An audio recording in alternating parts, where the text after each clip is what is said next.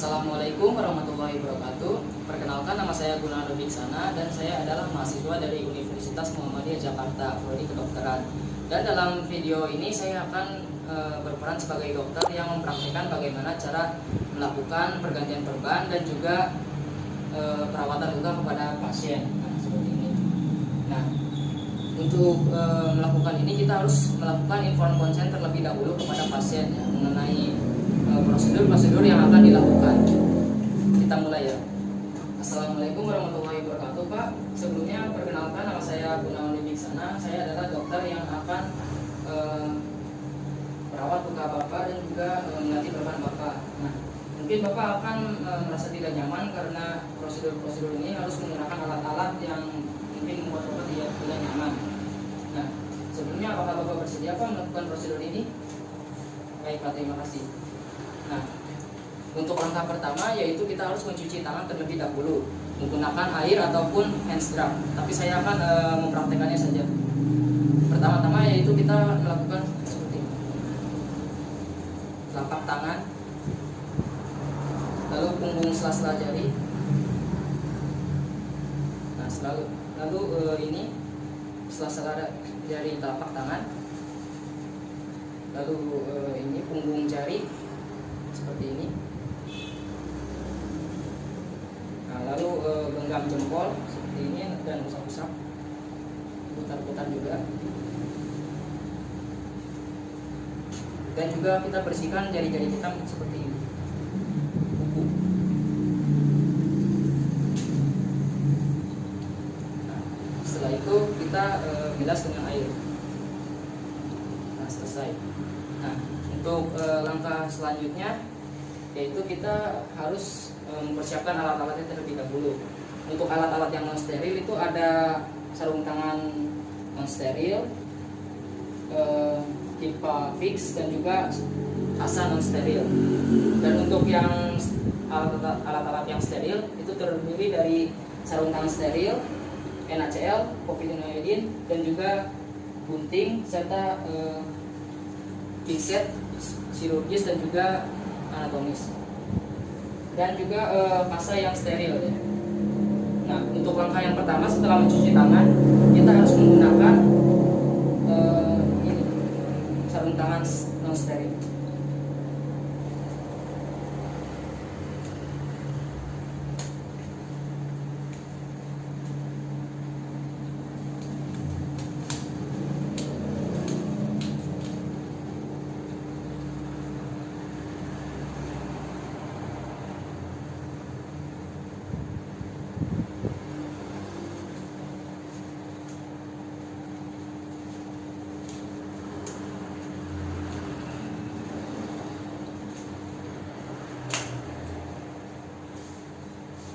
Nah, setelah itu kita membuka perban yang berada pada luka pasien ya, menggunakan pinset. Nah, sebelumnya kita harus mencelupkan ini ke apa ini namanya, kasa yang steril ke ini NaCl.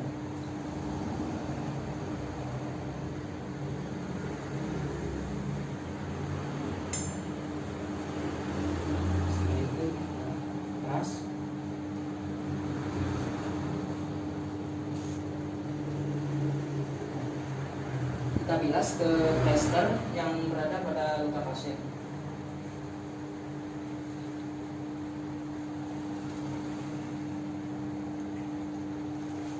Nah, setelah itu kita buang kasa non steril ini ke bengkok. Lalu kita lepas plesternya secara perlahan ya, karena pasien mungkin akan merasakan sakit bila kita terburu-buru.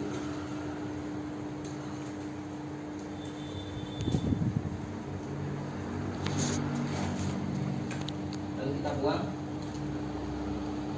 Nah, setelah itu kita harus membuka sarung tangan ini dan menggantinya dengan sarung tangan yang steril. Kita buang.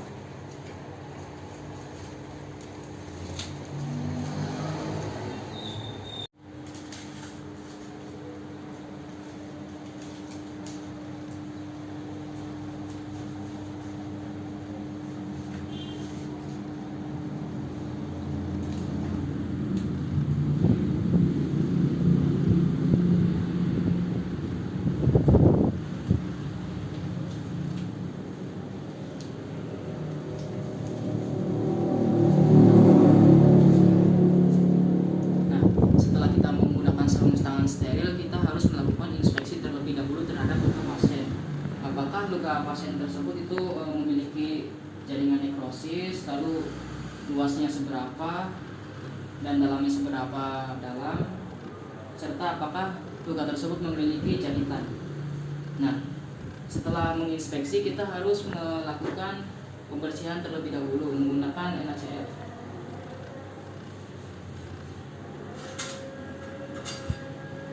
Kita ambil kasa menggunakan pinset, kasa yang steril.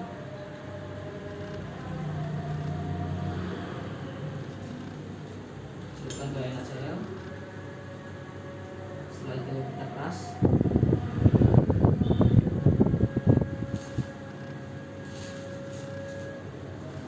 Lalu kita bersihkan lukanya.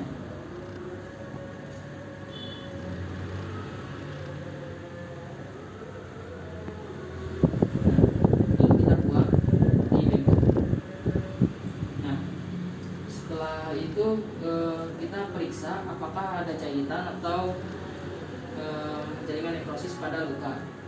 Nah, apabila ada, kita harus membuang jahitan dan juga jaringan nekrosis tersebut menggunakan gunting. Nah, guntingnya seperti ini. Kita menggunakan pinset untuk menarik jaringannya seperti ini. Lalu gunting. Nah, setelah itu kita bersihkan lukanya menggunakan cairan NaCl lagi.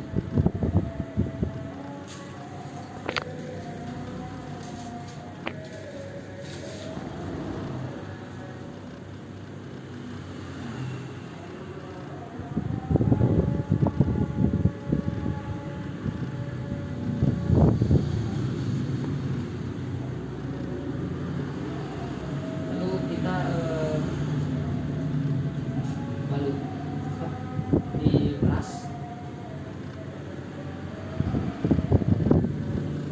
lalu kita balutkan di luka pasien. Apabila ada jaringan nekrosis atau luka infeksi lainnya, kita bisa balutkan seperti ini. Setelah itu tunggu beberapa saat, sekitar 2-3 menit ya. Setelah itu kita buka kembali, dan mungkin kita akan melihat kotoran-kotoran yang ada pada kasa tersebut. Lalu kita buang kasanya, dan juga setelah itu kita melakukan ini, mencelupkan kasa ke povilin iodin.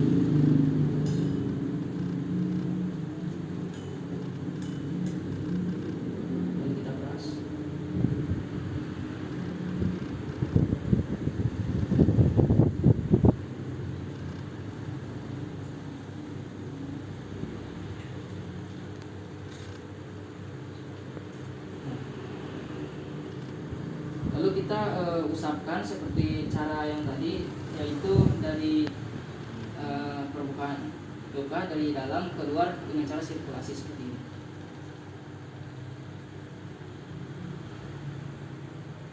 Lalu kita buang kasanya dan balut luka menggunakan sopratul.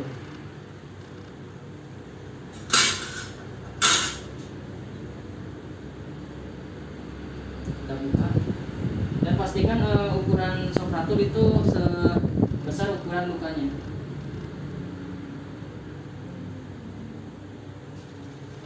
Nah, kita harus memasang sopratul ini di permukaan luka karena kita akan memasangkan kasa steril pada luka. Oleh karena itu, kasa steril tidak boleh menutupi luka tanpa adanya sopratul.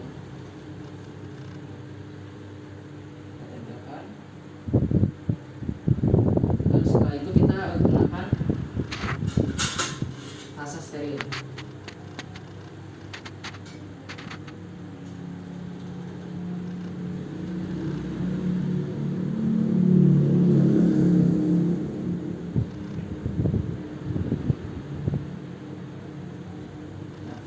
Setelah itu kita Favix yang di sini.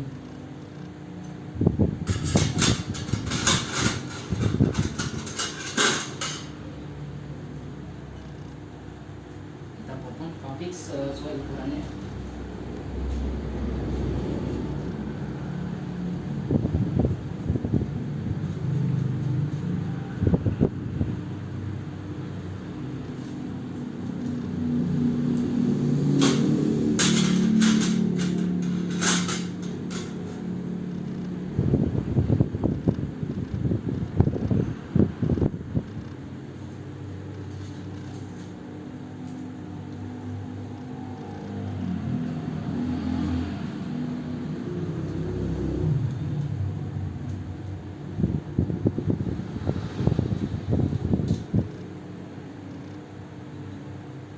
Dan apabila plasternya atau Favixnya itu kurang mencukupi, kita harus menambahkannya dengan ini Favix tadi.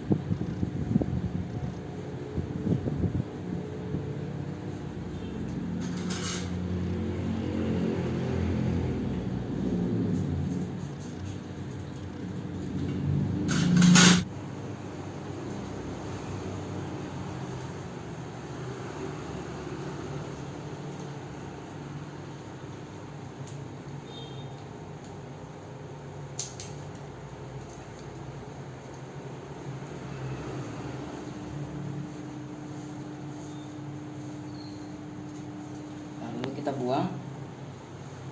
Nah, setelah itu kita lepas sarung tangan steril ini, spoon sterilnya.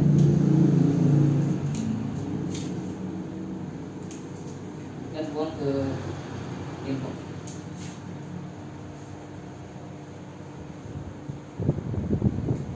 Setelah itu kita melakukan langkah yang terakhir, yaitu cuci tangan seperti yang tadi jelaskan, yaitu mencuci tangan 6 langkah seperti ini.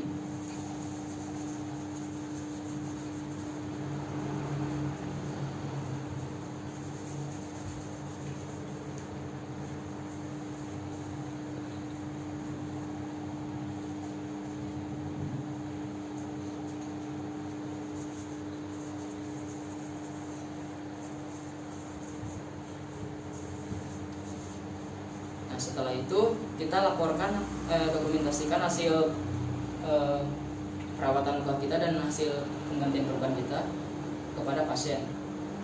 Baik Pak, untuk hasilnya itu sudah selesai ya Pak. Apakah Bapak merasa nyaman atau merasa tidak nyaman Pak? Nyaman.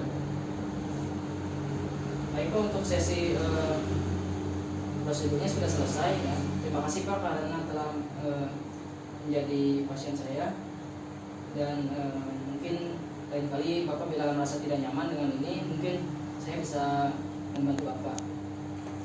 Nah, sekian penjelasan dari saya serta praktek dari saya ya. Mohon maaf bila ada kesalahan dan kekurangan dari saya. Wassalamualaikum warahmatullahi wabarakatuh.